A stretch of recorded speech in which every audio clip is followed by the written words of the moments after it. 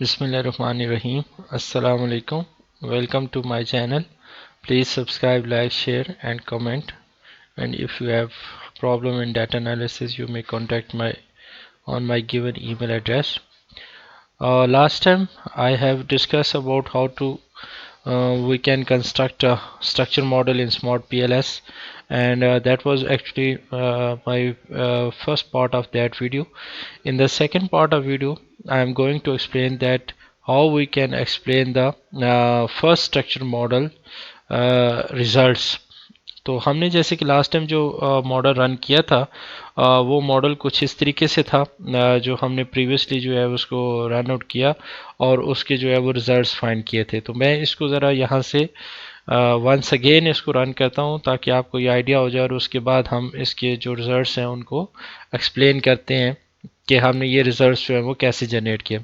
तो सिंपल हमारे पास एक जो स्ट्रक्चर मॉडल था वो ये था, जिसमें हमने एक्सेसिव वर्कलोड को हमने IV लिया हुआ है और जॉब परफॉर्मेंस को हमने जो है वो DV लिया है।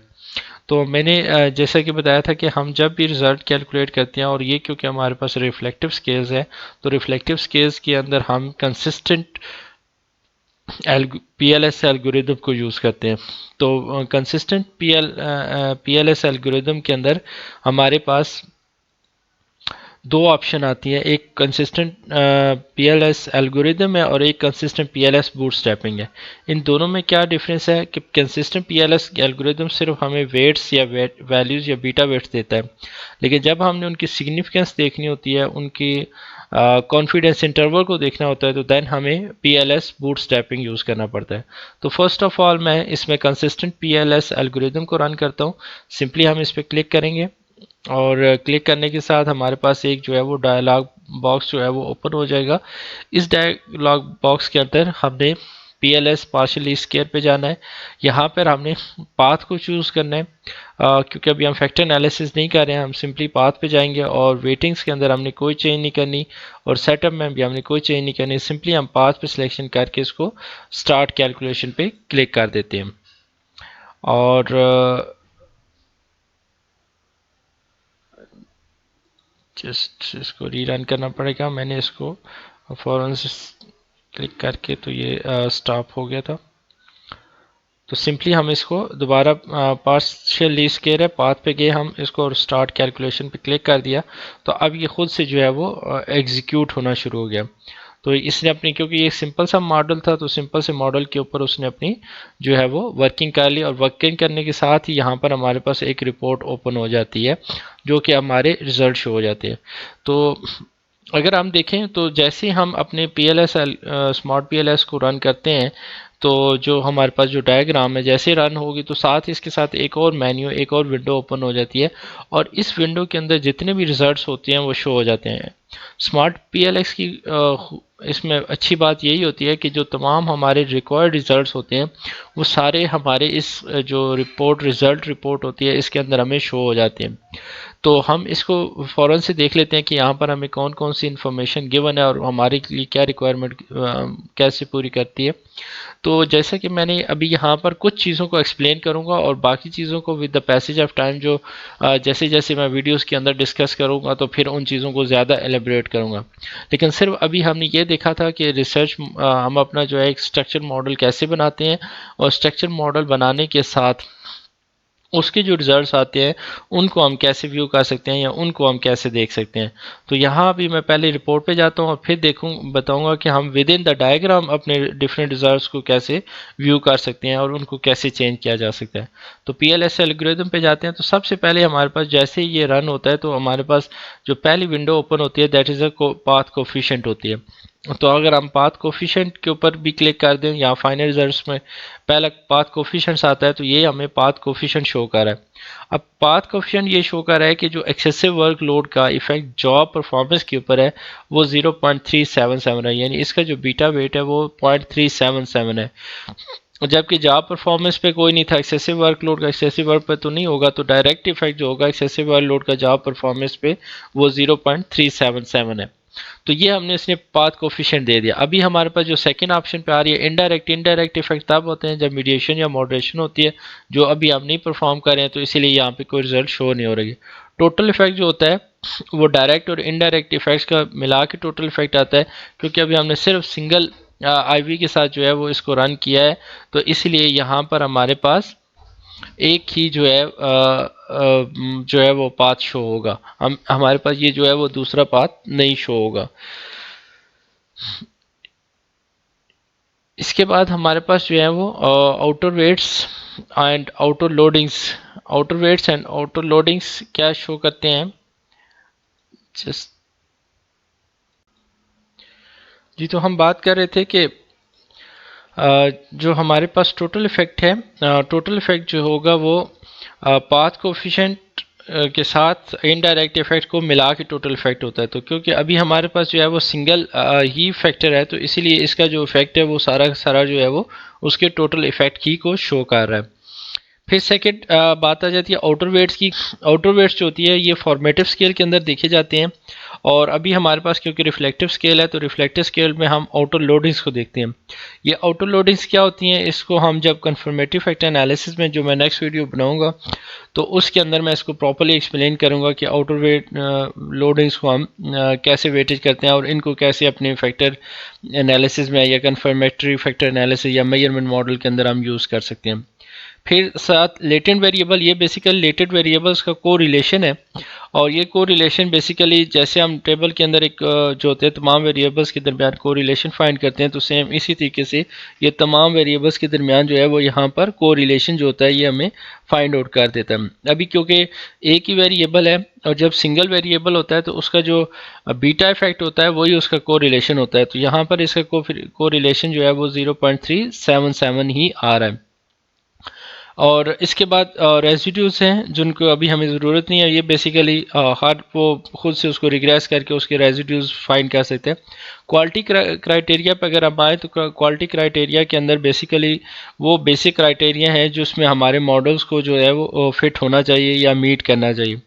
तो जैसे आर स्केयर है फॉर एग्जांपल, तो आर स्केयर अगर हम देखें तो मॉडल का आर स्केयर 0.142 आ रहा है, और जो एडजस्टेड आर स्केयर है वो 0.139 है, तो यानी 14.2% वेरिएशन जो है वो सिंगल वेरिएबल की वजह से डीवी के अंदर हम एक्सप्लेन कर सकते हैं, या ये मॉडल एक्सप्लेन कर रहे हैं। एक और चीज़ देखें तो साथ ही में आपको इनके ग्राफ भी नज़र आ रहे होते हैं। जैसे आर स्केयर के अगर आप करेंगे तो ये आपको जो है वो ग्राफ शो कर देगा, साथ आर स्केयर एडजस्टेड का भी जो है वो ग्राफ शो हो जाएगा। तो ये अगर वैल्यू जो होती है, जब वैल्यू एक तो सिग्निफिकेंट हो और दूसरा जो होता है एक सर्टेन लेवल को मीट कर रही हो, तो ये हमेशा जो होगा वो ग्रीन होगा। लेकिन अगर फॉर एग्जांपल ये 0.2 या 2% से कम होगा तो ये रेड होगा। इसका मतलब है कि उसका इफेक्ट ना होने के बराबर होता है।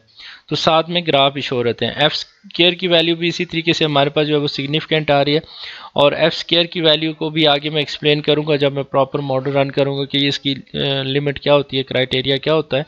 तो सो फar अभी क्योंकि एफ स्केयर की वैल्यू जो है वो 0.16 से 0.15 से ज़्यादा है, इसीलिए ये यहाँ पर सिग्निफिकेंट है और ग्रीन में शो हो रहा है। अगर ये 0.2 से या 2% से कम होगी तो फिर इसकी जो वेटेज होती है वो कम हो जाती है, ये आपको रेड में नज़र आएगा।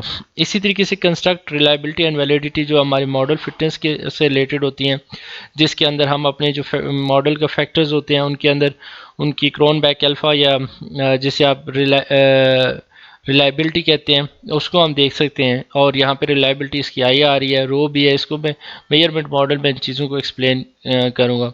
Composite reliability, average variance extracted job performance की कम आ रही है, इसकी रीज़न क्या है इसको हम नेक्स्ट डिस्कस करेंगे। अगर आप सेपरेटली हर एक वैल्यू और उसके ग्राफ देखना चाहते हैं तो आप साथ वाली विंडो पे ओपन करते जाएं, तो क्रोनबैक अल्फ़ा की वैल्यूज़, रो, कंपोजिट रिलायबिलिटी और एवरेज वेरिएंस एक्सट्रैक्टेड की वैल्यूज़ जो है वो यहाँ पर शो हो रही हैं। क्योंकि हमारी एवरेज वेरिएंस की एक्सट्रैक्टेड का जो क्राइटेरिया है कि वो 0.5 से अबव होनी चाहिए, और ये वैल्यू कम है, इसीलिए यहाँ पे इसका जो है वो जॉब परफॉर्मेंस का रेड शो हो रहा है।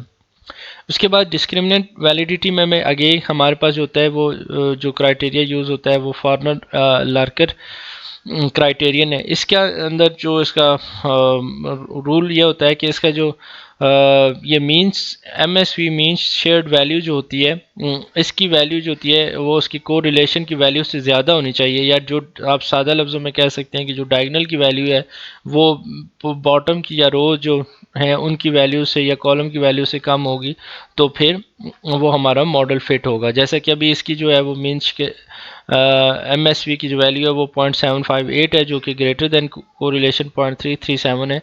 सो हम कह सकते हैं कि यहाँ पर हमारे पास जो है ये जो है वो हमारा इस फॉर्नर लार्कर क्राइटेरियन को मीट करता है। अगेन क्रॉस लोडिंग्स हैं, इनको भी हम एक्सप्लेन करेंगे। अनदर जो रेशियो यूज़ होती है दैट इज़ हेट्रोट्रेट मोनोट्रेट रेशियो है। हेट्रोट्रेट और मोनोट्रेट रेशियो का भी एक क्राइटेरिया है कि 0.8 से लेस होनी चाहिए। 0.80 से ये 0.363 है, तो इसका मतलब ये हमारे मॉडल फिटनेस को शो कर है। फिर स्पेसिफिकली इनके साथ आप जो है उसी तरीके से ग्राफ भी देख सकते हैं। कोलिनियरिटी स्टैटिस्टिक में जो होता है VIF वेरिएंस इन्फ्लेशन फैक्टर को देखा जाता है, जिसकी वैल्यू जो है वो जनरली 0.3 से जो है 3 से कम होनी चाहिए। और जैसा कि अभी हमारे पास तमाम वेरिएबल्स जो है वो 3 से कम है, तो हमारे VIF के क्राइटेरिया को ये मीट करते हैं। इसको हम फर्दर डिटेल में एक्सप्लेन करेंगे। मॉडल फिट इंडिसेस में अगर देखें तो बेसिकली हमारे पास जो स्मार्ट PLS होता है, ये हमें इतने स्ट्रॉन्ग मॉडल फिटनेस जो होता है वो नहीं प्रोवाइड करता। इसमें हमारे पास दो ही ऑप्शन आ रहे होते हैं। एक आपके पास आ रहा है SRMR और दूसरा है NFI। तो NFI जो है वो 0.9 के करीब होना चाहिए, और जो SRMR है जो है वो उसको 0.8 से लेस होना चाहिए। तो अभी उस तरीके से ये मॉडल फिट कर रहे हैं, लेकिन जब हम मेजरमेंट मॉडल की बात करते हैं तो तब हम इन चीज़ों को ज़्यादा डिटेल में देखते हैं। तो स्पॉट PLS इस फॉर्म में अभी तक जो है वो थोड़ा सा उस क्राइटेरिया को नहीं मीट कर रहा, जो हम मेजरमेंट मॉडल को डिस्कस करेंगे कि हम OS में जब हम मॉडल रन करते हैं तो इस मॉडल के अंदर हमें क्या डिफरेंस नज़र आता है। फर्दर मॉडल सिलेक्शन क्राइटेरियाज़ हैं, इसको हम देख लेते हैं कि मिनिमम वैल्यू हमारी किस पे आ रही है, तो वो हमारे मॉडल सिलेक्शन क्राइटेरिया को मीट करता है। रिमेनिंग जो चीज़ें हैं सो फार उसको अभी हम डिस्कस नहीं करते क्योंकि वीडियो लेंथी हो जाएगी। एक चीज़ यहाँ पे जब हम बात कर रहे थे स्मार्ट PLS के ऊपर, तो स्मार्ट PLS में यहाँ पे आप डायग्राम या फिगर के अंदर भी जो रिजल्ट्स होते हैं उनको भी आप चेंज कर सकते हैं। फॉर एग्जांपल यहाँ पे रिपोर्ट है और यहाँ डाटा ग्रुप आपका अगर आप शो करना चाहते हैं कंप्लीट इनर मॉडल में, आप पहले देखना चाहते हैं कि यहाँ पे पाथ कोफिशिएंट शो करने हैं, तो यहाँ पर हमारे पास पाथ कोफिशिएंट्स जो हैं वो शो हो जाएंगे।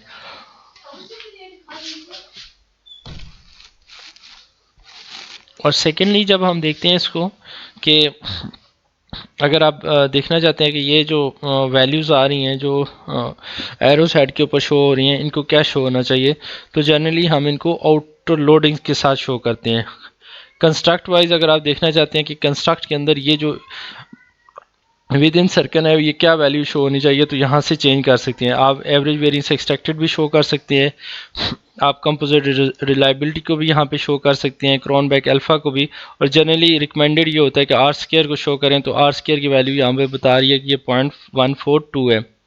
और अगर सम टाइम ये कुछ हाईलाइट इफेक्ट्स भी इसमें आ जाते हैं कि अगर आप इनको यूज़ रिलेटिव वैल्यूज़ करें तो जो जो मेन वैल्यूज़ होंगी वो उनको बोल्ड कर देगा, या एक ज़्यादा बोल्ड करके जो है वो फिगर को शो कर देगा। और एब्सोल्यूट वैल्यू को भी बोल्ड करें तो तब भी इसे थोड़ा सा चेंज आ जाता है। फाइनली इसके अंदर एक चीज़ और देख लेते हैं कि जब मैंने अभी बताया था कंसिस्टेंट एल्गोरिथम के साथ हम कंसिस्टेंट PLS बूटस्ट्रैपिंग भी रन करते हैं, वो बेसिकली चेक करते हैं कि ये जो हमारे पास जो कोफिशिएंट आया है ये कोफिशिएंट जो है वो सिग्निफिकेंट है या नहीं है। तो यहाँ पे जो बेसिक सेटिंग के अंदर आपने सब सैम्पल्स चेंज कर लेने हैं, वो 2000, 5000, 1000 से अबव होने चाहिए, लेकिन 5000 से अबव जो होते हैं वो रिकमेंडेड होते हैं। तो लेट्स सपोज मैं इसको 5000 पे ले जाता हूँ और 5000 पे हम इसको बूट से बाकी क्राइटेरिया में कोई चेंज नहीं करना और सिंपली स्टार्ट कैलकुलेशन पे क्लिक कर देते हैं। तो ये जब बूटस्ट्रैपिंग करता है तो क्योंकि ये थोड़े से सब सैम्पल्स में उसे कन्वर्ट करके जो है वो अपने रिजल्ट जनरेट करता है, तो ये थोड़ा सा यहाँ पर जो है वो टाइम लेगा। तो टाइम लेने के बाद ये अपना मॉडल को जो है वो एग्जीक्यूट कर देगा। ऑलमोस्ट ये कंप्लीट हो चुका है 100% पे, और ये हमारे पास यहाँ पे इसके रिजल्ट शो हो गए। और जैसे अब बूटस्ट्रैपिंग के रिजल्ट शो हो रहे हैं तो बूटस्ट्रैपिंग के अंदर ये रिजल्ट में अगर टॉप पे देखें तो 3 विंडो है, एक आपकी डायग्राम की विंडो है, दूसरी पीएलएस एल्गोरिदम है जो कि आपका बेसिकली जो मेन पाथ कोफिशिएंट्स थे उनको शो कर रहा था। अगर यहाँ पे मैं क्लिक करूँ तो जिसके अंदर प्रोबेबिलिटी वैल्यू नहीं थी। तीसरा बूट स्ट्रैपिंग का, और बूट स्ट्रैपिंग के ऊपर अगर आप क्लिक करेंगे तो अब एंड पे आपको यहाँ पे पी वैल्यू भी नज़र आ जाएगी। तो हमारा जो ओरिजिनल सैंपल का जो बीटा वेट था वो 0.377 था, और उसकी जो पी वैल्यू थी वो 0.00 थी, मतलब ये उसका सिग्निफिकेंट था। तो इसका बीटा फेट जो था वो यहाँ पर हमारे पास सिग्निफिकेंट आ गया। बाकी और इससे रिलेटेड इन्फॉर्मेशन भी जो है वो साथ गिवन है। तो ज़्यादातर हम ये देखते हैं कि हमारे जो पाथ कोफिशिएंट्स हैं वो सिग्निफिकेंट है या नहीं है। इसी तरीके से जो लोडिंग्स थी उनको भी हम देख सकते हैं कि कौन सी लोडिंग जो है सिग्निफिकेंट है, इनसिग्निफिकेंट है। ये हम ज़्यादा डिटेल में जब अपने मेजरमेंट मॉडल की बात करेंगे तो उस तरीके से हम इसको चेंज करेंगे। डायग्राम के अंदर एक चीज़ बताते चलूँ, यहाँ पे अब थोड़ी वैल्यूज़ चेंज हो गई हैं, क्योंकि अब यहाँ पे रिजल्ट जो रिपोर्ट वाली साइड पे है, यहाँ पर एक बूटस्ट्रैपिंग है और पीएलएस एल्गोरिदम में स्टैंडर्ड उसके वेट या लोडिंग शो हो रही होती है। लेकिन जब आप बूट स्ट्रैपिंग की बात करते हैं तो बूट स्ट्रैपिंग के अंदर आपके पास जो है अब टी वैल्यूज शो हो रही हैं। अब ये इसकी टी वैल्यू है, तो टी वैल्यू का बेसिक रूल ये है कि अगर वैल्यू 1.96 से ज़्यादा होगी तो वो सिग्निफिकेंट है, अगर 1.96 से कम होगी तो वो इनसिग्निफिकेंट है। जैसे इसमें हमारे पास ये जो जॉब परफॉर्मेंस थर्ड वाला है, इसकी वैल्यू 1.96 से कम आ रही है, ये इनसिग्निफिकेंट है। इसी तरीके से जॉब परफॉर्मेंस 6R भी हमारे पास इनसिग्निफिकेंट है, और बीटा वेट की वैल्यू 6.24 मीन ये 1.96 से ग्रेटर है, तो ये भी सिग्निफिकेंट शो कर रहा है। तो यहाँ से अगेन आप क्राइटेरिया चेंज कर सकते हैं, पाथ कोफिशिएंट के साथ पी वैल्यूज़ भी देख सकते हैं कि आपको पता चल रहा है कि ये सिग्निफिकेंट है या इनसिग्निफिकेंट है। अगर आउटर मॉडल पे भी जाते हैं तो यहाँ पे भी आप आउटर वेट्स और लोडिंग के साथ उनकी पी वैल्यूज़ को जो है वो देख सकते हैं। तो जैसे यहाँ पे देखें तो ये 0.33 वाली इनसिग्निफिकेंट आ रही है, इसी तरीके से 0.216 वाली भी इनसिग्निफिकेंट आ रही है। और यहाँ से आर स्क्वायर उसी तरीके से आप जो भी उसमें से एडजस्टेड आर स्क्वायर शो करना चाहते हैं या आर स्क्वायर शो करना चाहते हैं वो जो है वो मेन पे शो हो जाएगा। और finally this was basically overall इसका व्यू था कि इसमें हमारे जो रिजल्ट्स होते हैं उसको हम कैसे देख सकते हैं। और डेफिनेटली ये रिजल्ट्स जो होंगे ये बार बार उस मॉडल के अंदर जो है वो रिपीट होंगे। जो अपकमिंग वीडियोस के अंदर मैं इनको एक्सप्लेन करूँगा तो वहाँ पे हमें इन चीज़ों को ज़रा समझने में आसानी होगी। Thank you very much. यहाँ तक अगर कोई चीज़ आपको इशू हो तो आप कमेंट में लिख सकते हैं, मैं उसको फर्दर एलेबोरेट कर दूँगा। Thank you very much.